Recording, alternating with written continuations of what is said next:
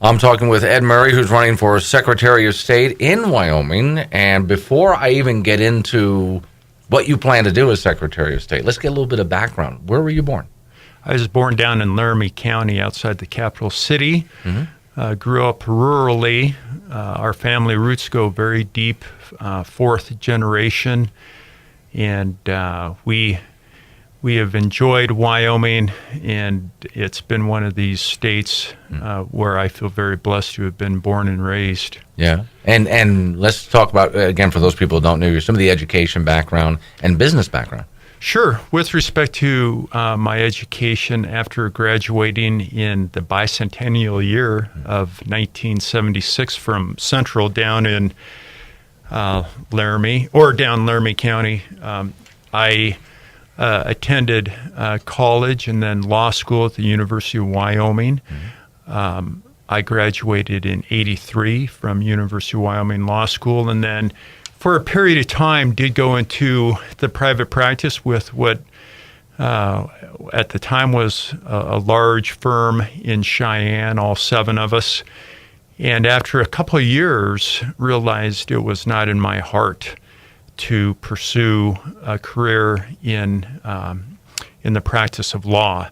And since I was a young man, I liked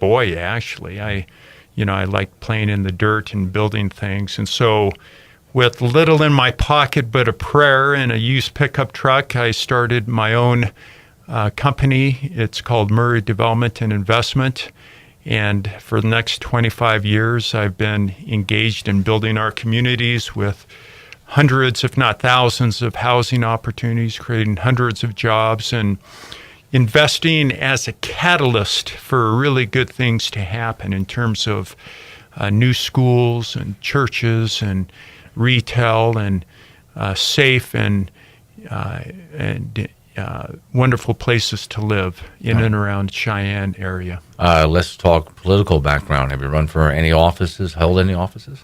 I've been active in the Republican Party for since I was a young man. I was on the Central Committee. I was a precinct committee man, and have not run for political office per se. I'm not a politician. Right. I am a businessman, and so I think that distinguishes me most from my opponents in this race, in the fact that I'm a clear choice from the business, private sector, versus the opponents who have their background is all about politics. Right, which is probably what steers you towards Secretary of State in that case. That's not politics. That's more the business end of the state. That's correct. The Secretary of State office is the business office for the state of Wyoming.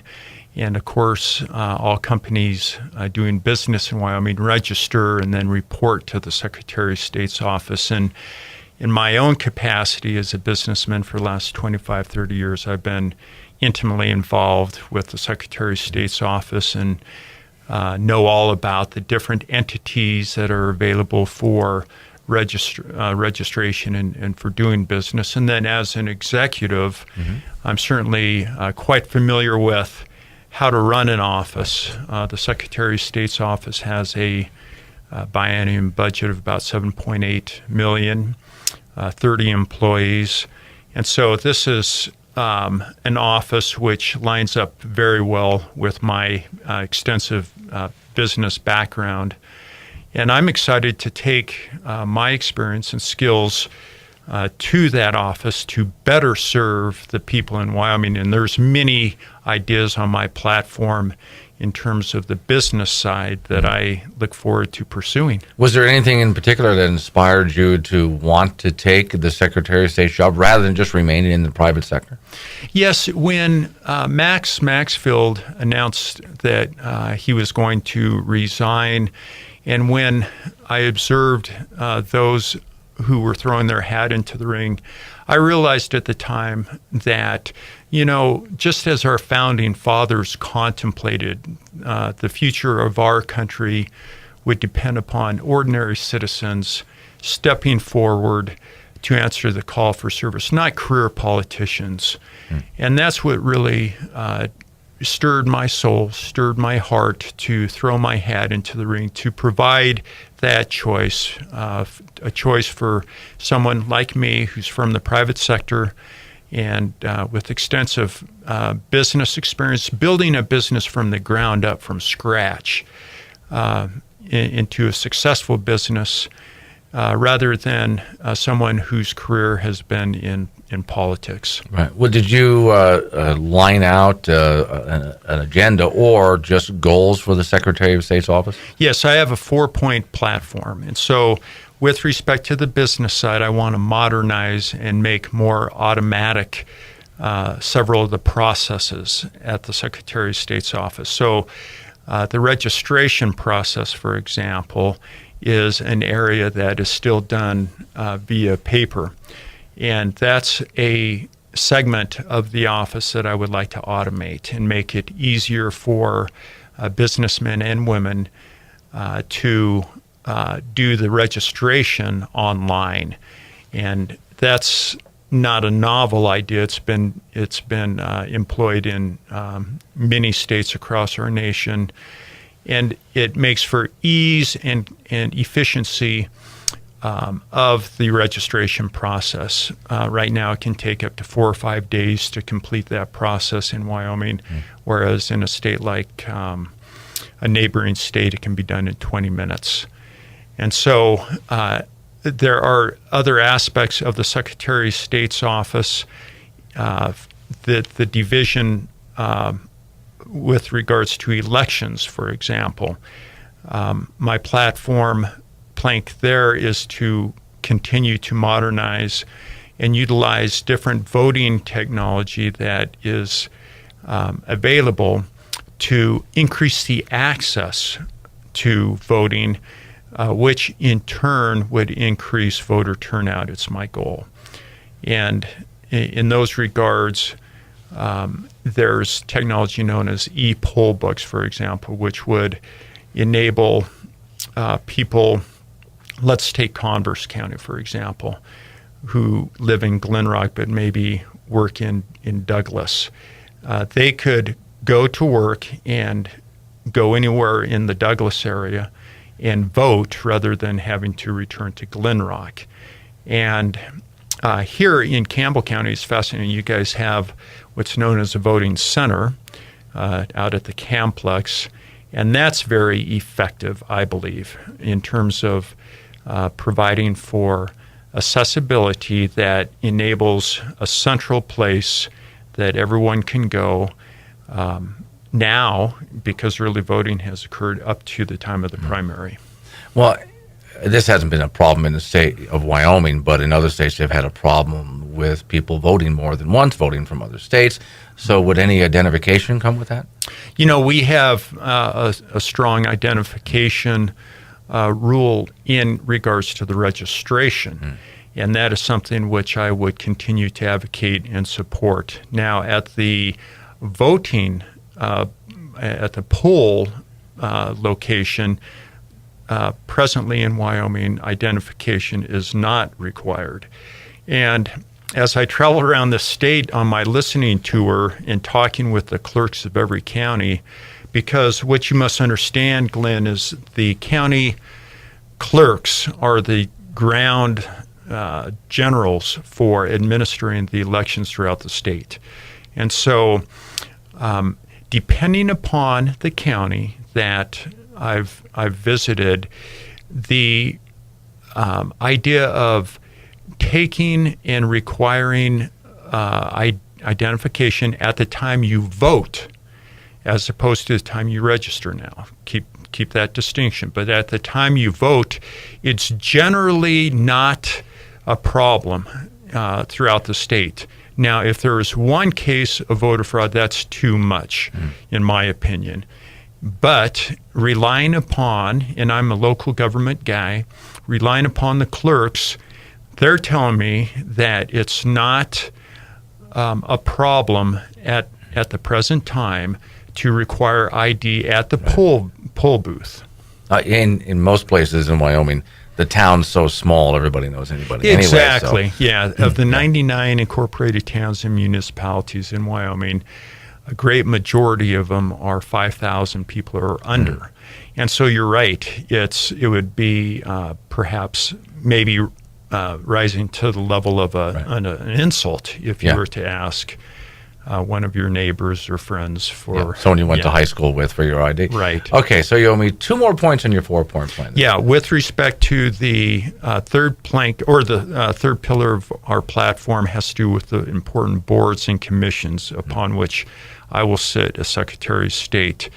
And in these regards, this is where my business background really is invaluable in providing the insight and perspective that no one can offer either in terms of the opponents in this race or presently among the 5 elected.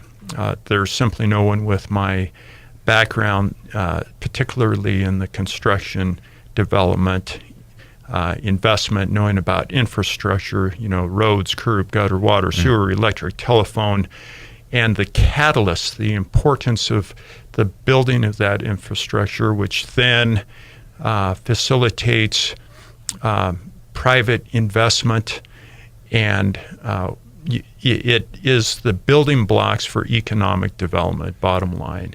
And with that comes quality of life, with that comes workforce, and that is the perspective that I can take. And so that's the third pillar of my platform. The fourth pillar of my platform has to do with fighting fraud. And Wyoming is one of the states, along with Nevada, along with Delaware, for example, where there are a lot of filings by what are known as shell companies. And historically, we have been perceived as a state that's friendly for doing business, but with that friendly mantra comes some fraud by the crooks. And that's something that I will fight, and I want to get the crooks out of the system, and I think we can do a much better job fighting fraud. And for those people who are not familiar with part of what you're talking about, some of these companies, from what I understand, are not even in the United States, but they're using Wyoming as sort of a middleman, almost like laundering money through the state of Wyoming. That's correct. That's an example, money laundering.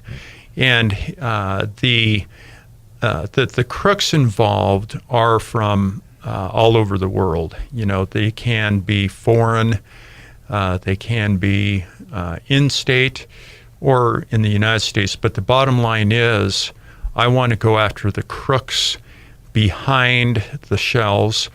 It's not unlike my position on guns. I'm a staunch Second Amendment right advocate. I believe in the right to bear arms, and I do not. And I also believe in the concept that it's not the gun; it's the crook behind the gun that causes the problems. And so, just like there are some very legitimate reasons and purposes for shell entities, it's the crook behind the shell entities that I will pursue. Okay. And a lot of people, if they've never been to the Capitol, don't realize your office is right across from the governor's office. Correct. And you, in the Wyoming sense, or Wyoming Constitution sense, are essentially the lieutenant governor. Correct. Okay. So in working with the governor, have you planned out how you would have to work with the governor and the legislator? Because essentially you would be just implementing what they pass, but you do get to sit on a few boards and have a few votes. Have you planned out a strategy for the way you think and what you're going to have to work with when you get to Cheyenne?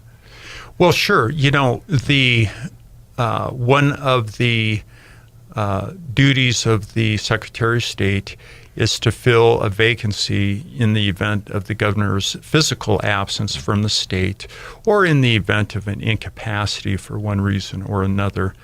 And the examples that where this has occurred during the last several years during Max Maxfield's administration is when the governor has been absent.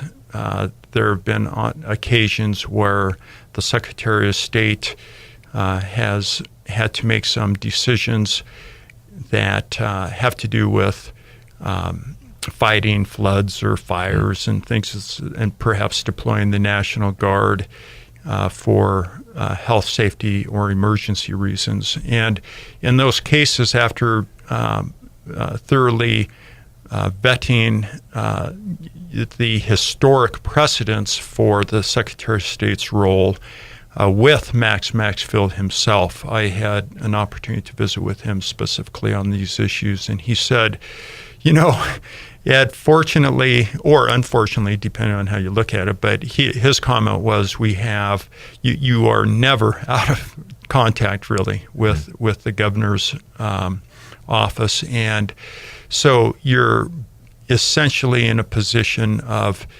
carrying out those decisions with the input of the governor historically. And long and short of it is, I'm ready, willing, and able, and would surround myself, obviously, with that executive branch, and be in a position to step into that role if need be. Do you have a website and social media where people can find out more about you? Yes, Glenn, I have a website entitled edmurrayforwyoming.com. edmurrayforwyoming.com, and from there you can scroll in and link to my speeches, my platform, interviews. Hopefully this will be on there, and we have a Facebook. This is very much a family affair. Mm-hmm. I've been married 28 years and have raised 4 daughters, mm-hmm.